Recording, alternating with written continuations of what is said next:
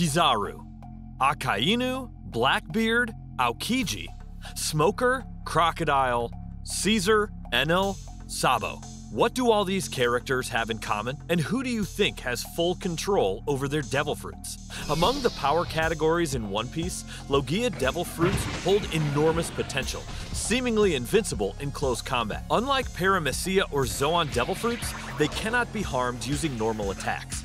Either a corresponding elemental fruit or Haki must be used to combat Logia users, making them a serious threat. In honor of this special category, let us look at the 5 strongest users and highlight their strengths and weaknesses. 1. Blackbeard, a man who is infamously known to wreak havoc wherever he goes. Unlike other Logia fruit users, Blackbeard isn't able to change himself into his corresponding element and has been seen incurring heavy damage. Luckily for him, his body is able to tank life-threatening attacks. We witnessed this firsthand when he fought Ace and was able to brush off the fire and continue his battle.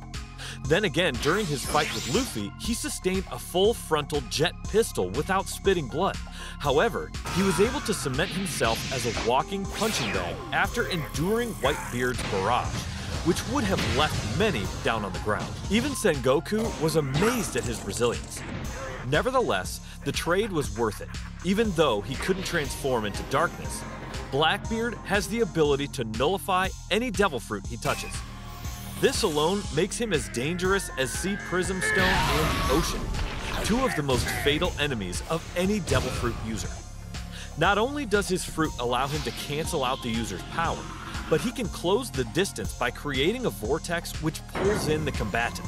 On top of that, his fruit gives him the ability to suck in anything which comes into contact, be it sea prism chains, marines, gates, intangible material in general. Blackbeard is able to absorb anything. Once he has finished processing them inside his void, he can then throw them out to cause even more damage. All in all, the Yami Yami no Mi is an unstoppable power with insane range and incredible traits. It is a fitting power for a devastating Yonko. 2. Akainu. I don't believe this comes as a surprise for anyone. Akainu is a monster even beasts are afraid of. He is a ruthless admiral who won't even hesitate to strike down one of his own subordinates.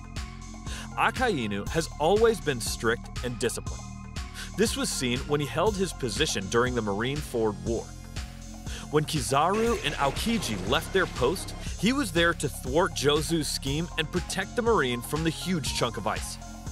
The reason Akainu is placed second on the list is because of the nature of his devil fruit. Magma is far deadlier than gas, fire, smoke, ice, or light. Nevertheless, unless he finds a way to get past Blackbeard's absorption and cancellation, darkness will swallow up anything it comes in contact with. Even so, in terms of hand-to-hand combat and battle IQ, I would still place Akainu on top. His power output is ridiculously broken. He was able to rain down magma fists from the heavens and destroy ships without moving from his position. In addition, his magma was able to penetrate and damage Whitebeard, who is widely known as the strongest man in One Piece.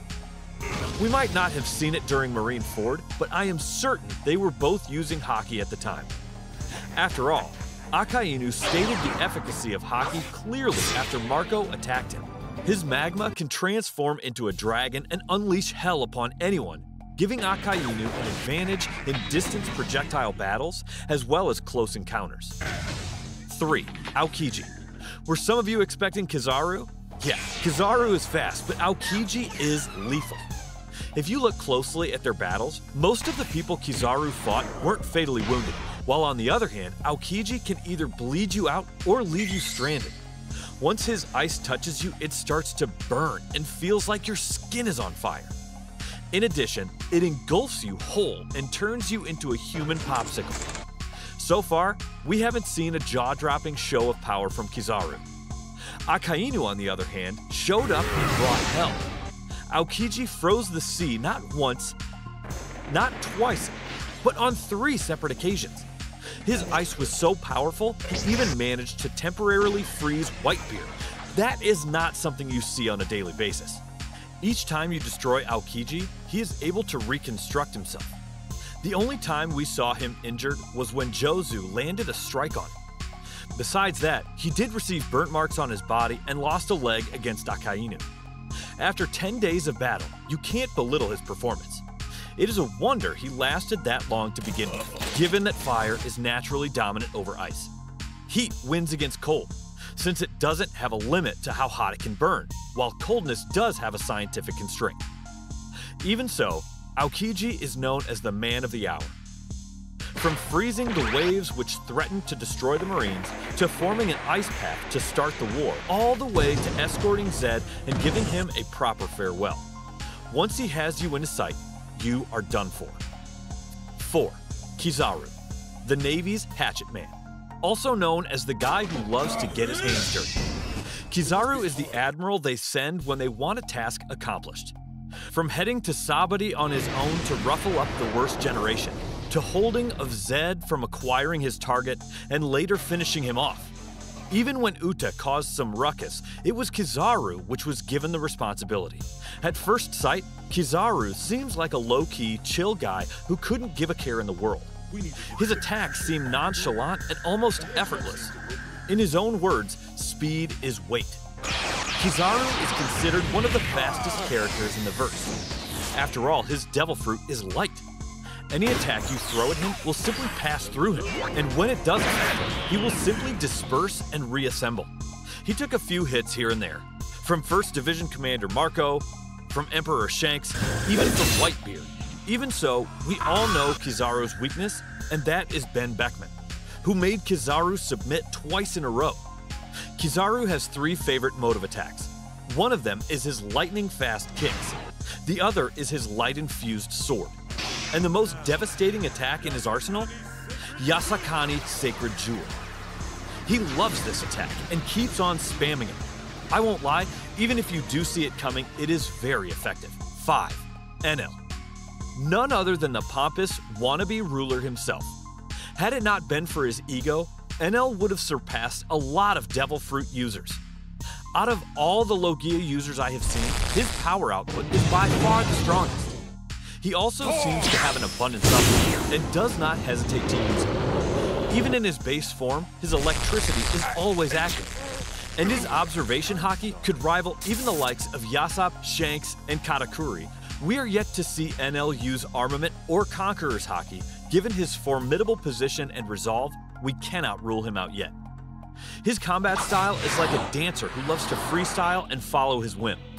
The only problem with Enel is his temper and vanity. He lacks the hunger of Blackbeard, the focus of Akainu, the will of Aokiji, and the resolve of Kizaru. Even so, his elemental devil fruit deserves a top spot in relation to the ones below him. Smoke, sand, snow, fire, and gas. There are several factors which dictate the outcome of a battle. What you have and how good you are at using it is paramount. Even if you obtain a legendary devil fruit but are unable to unlock its full potential, you won't get far. Enel is a prime example. Someone who had the heavens under his control but failed to capitalize on the opportunity. As invincible and untouchable as he was, Enel failed to make any significant progress. Let us hope he bounces back and makes a scene at the final battle. It would be great to watch all the Logia Devil Fruits battle it out in the same arena. Hopefully, we will get to witness a bloody war by the end of it. Who knows? Maybe we will be introduced to a new, superior form of Logia Devil Fruit. What do you think? Are there any elements more stronger than light, darkness, magma, electricity, and ice?